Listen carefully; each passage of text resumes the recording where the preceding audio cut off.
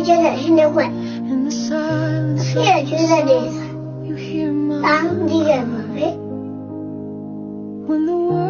ပြောရရှိအမေကိုဖြေရပြီဆက်ခဲလာမှာအဖေကိုတန်းတာဘဝ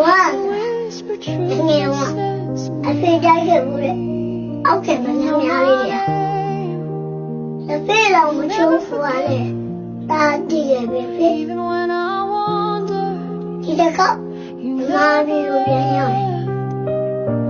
အိမ်မလေးက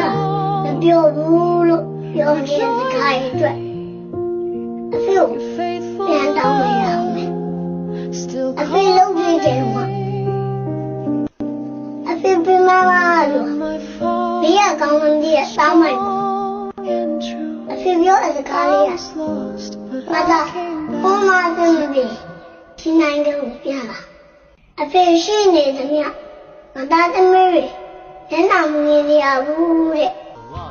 ဒီလိုကြီးဆက်ဆောင်ကောင်းလိုက်ပုံများအဖေသားကိုလွမ်းလာလို့မင်းတို့သားမိုက်ကိုလွမ်းကြရမှာတဲ့အဲ့တော့မရောက်ဘူးပြော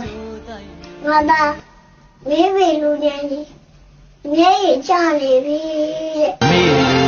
မထွေးပြီးချိုးတင်ဆိုပေမဲ့